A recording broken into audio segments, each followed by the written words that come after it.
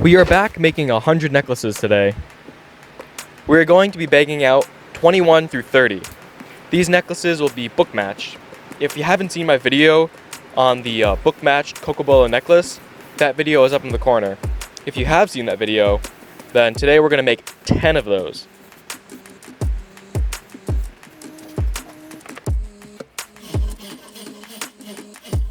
I started by ripping some strips of wood in half.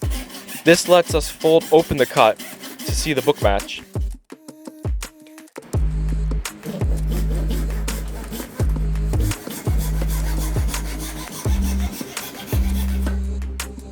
When you book match a piece of wood, you get two grain patterns that are nearly identical. This looks astonishing with highly figured woods.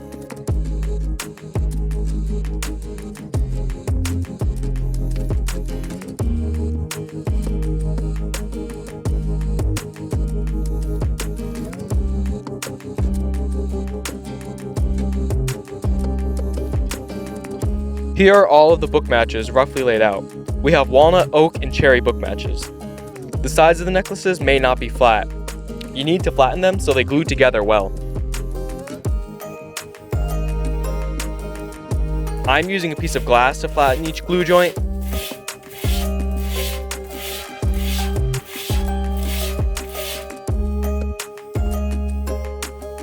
As you can see in the cherry, there are no gaps in the seam.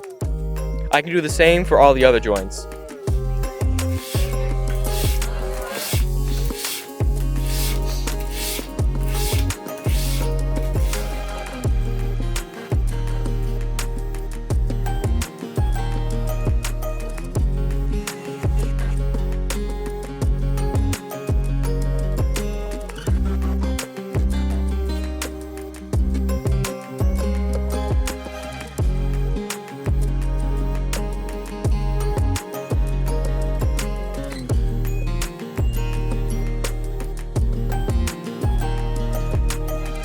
I unfortunately didn't have enough clamps to glue up all the necklaces at once, so I did the glue up over the entire day in 2 rounds.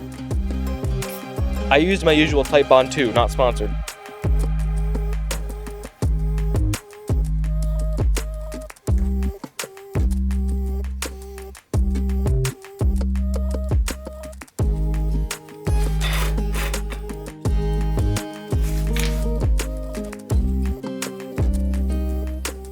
This is now much later in the day, as you can see by the pile of glued up necklaces in front of me.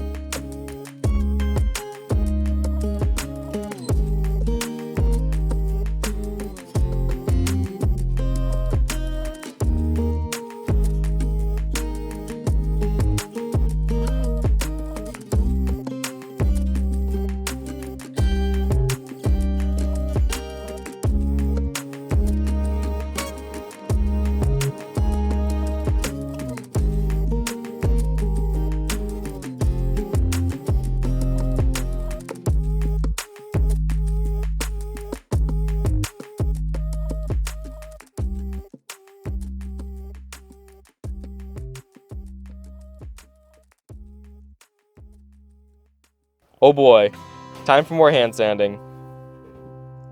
We have to do this to 1, get rid of the glue, and 2, flatten each necklace. Nobody's gonna buy a necklace that's covered in glue and not flat.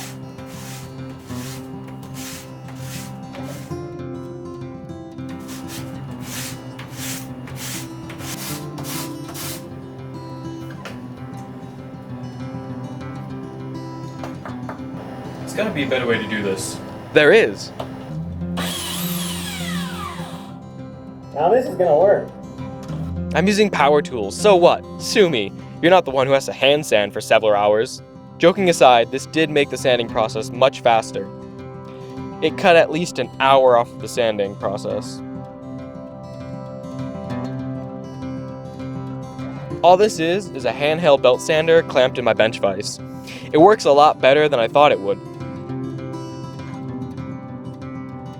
The only catch was the wood would get extremely hot if you pushed down on the belt too hard.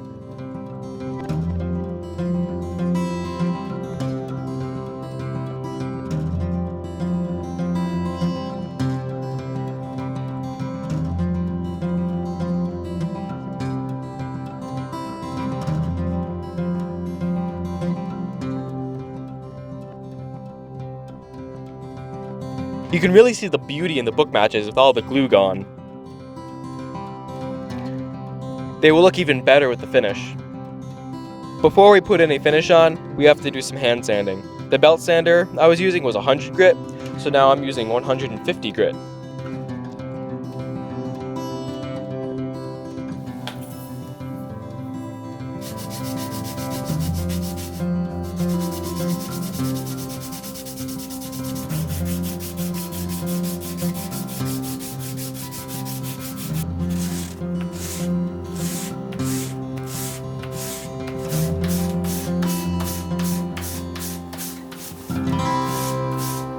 After I finished sanding with 150 grit, I went on to shaping the necklaces. This would give me a chance to sand everything to 220 grit after the shaping was done.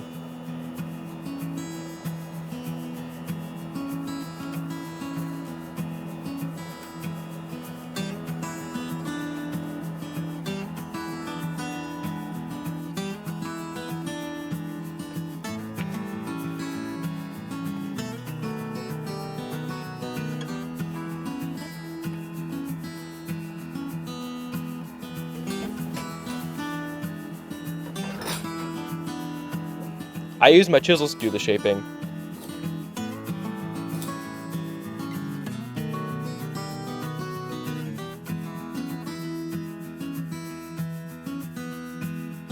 Look at that curl.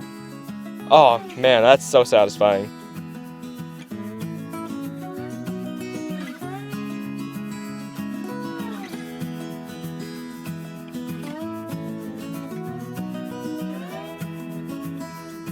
I also used a block plane to help me with the shaping. I did one last hit of 220 grit and set the jump rings on the necklaces.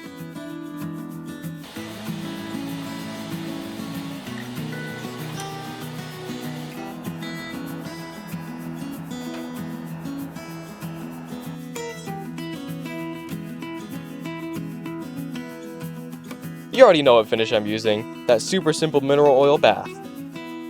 If you so choose, you can add some beeswax, and it gives the necklace a little bit more protection.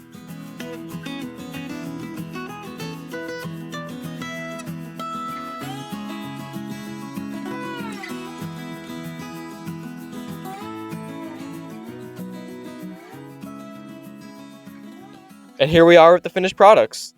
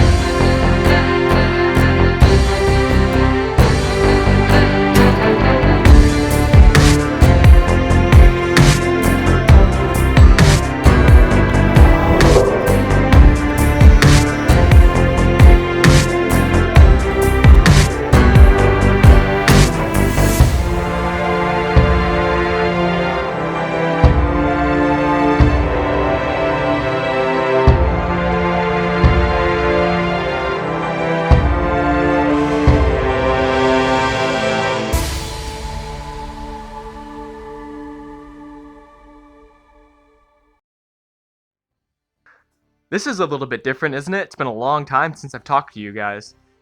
I don't know about you, but I really like this video.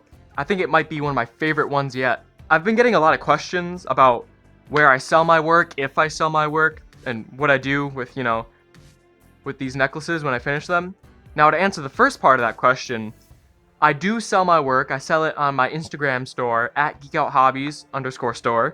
There's a link in the description. I'll make it the first link this time. And just between you and I, my patrons get discount codes once a month from my Instagram store. Look at all these necklaces I have now. I've got 30 of them. Look at all these guys. God, I'm making 100 necklaces and I'm only 30 in. Well, thank you so much for watching. If you like this video, please give it a like. If you really love what I'm doing here, feel free to subscribe, and I'll see you in the next one.